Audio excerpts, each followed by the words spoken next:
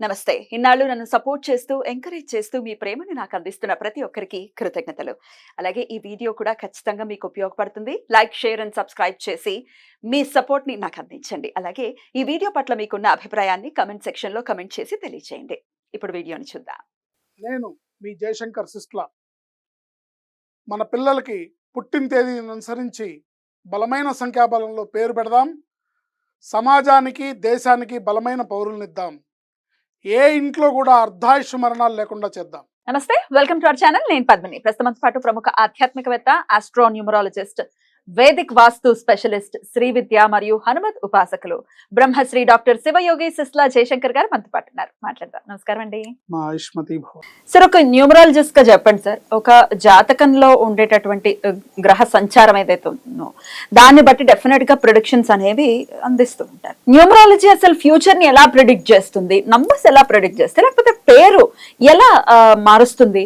లేనటువంటి యోగాల్ని ఎలా పేరు తీసుకురాగలదు? ఉన్నటువంటి అవయోగాలను ఎలా నలిఫై చేయగలదు అనేది డెఫినెట్ గా ఒక ప్రశ్నార్థకమైనటువంటి విషయం. దీనికి మీ క్లారిఫికేషన్స్.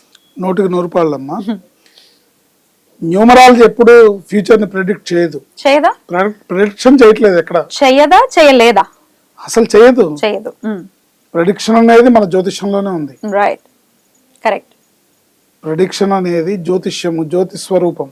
జ్యోతి జాతకం అనేది మన గ్రహ స్థితిగతులను అనుసరించి, మన గత జన్మ సంస్కారాన్ని అనుసరించి మనకి ఈ జన్మ వస్తుంది. దాంట్లో ఉన్న ఫలితాలు, ఆ యోగాలే మనం అనుభవిస్తాం.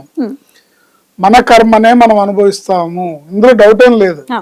బట్ పేరు ఏం చేస్తుందంటే అగ్నికి ఆజ్యం పోసినట్టుగా మన బుద్ధిని ప్రేరేపిస్తుంది.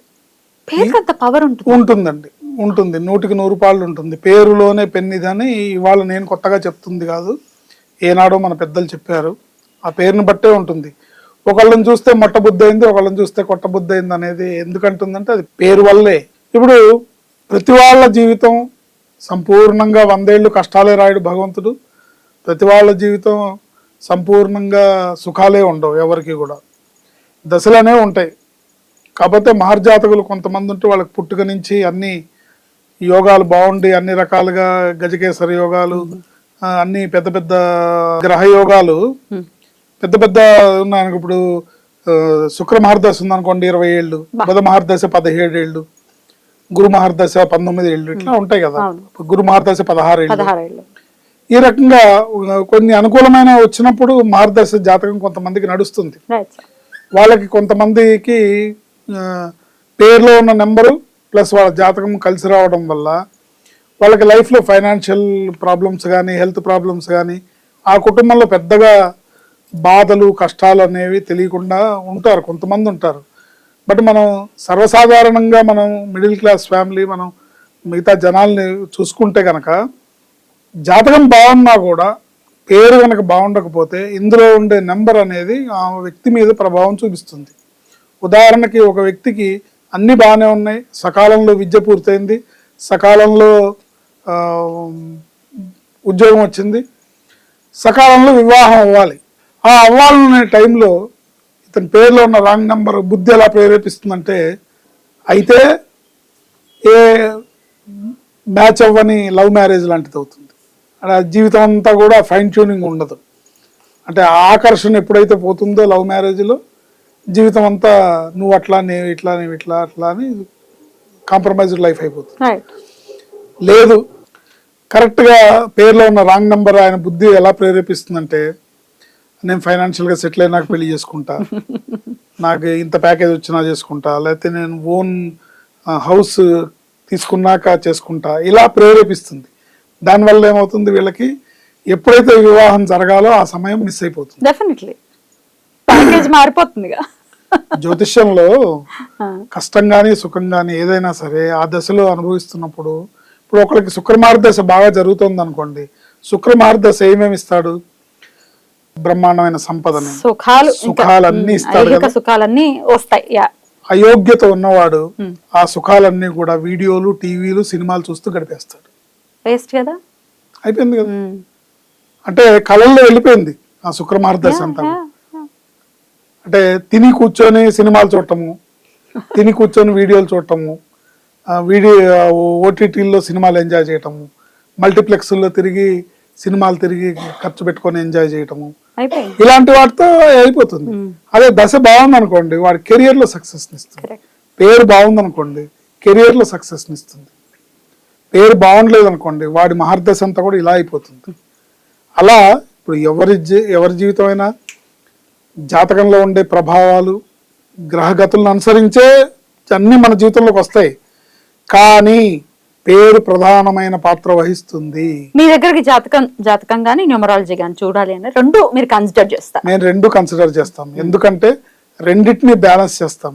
మూడోది డేట్ ఆఫ్ బర్త్ కూడా కన్సిడర్ చేస్తాం. మేము డేట్ ఆఫ్ బర్త్ ప్రకారం 1 నుంచి 9 వరకు పుట్టిన తేదీల్లో ఏవైతే ఉంటాయో, 1వ నెంబర్లో పుట్టిన వాళ్ళంటే 1వ తేదీ కానీ, 10వ తేదీ కానీ, 19వ తేదీ కానీ, 28వ తేదీ కానీ, ఇట్లా 2వ నెంబర్, 3వ నెంబర్, 4వ నెంబర్, 9 నెంబర్ల వరకు పుట్టిన వాళ్ళు వాళ్ళ లక్కీ నెంబరు, వాళ్ళ డెస్టినీ నెంబర్, 3 రకాల నెంబర్లు ఉంటాయి న్యూమరాలజీలో.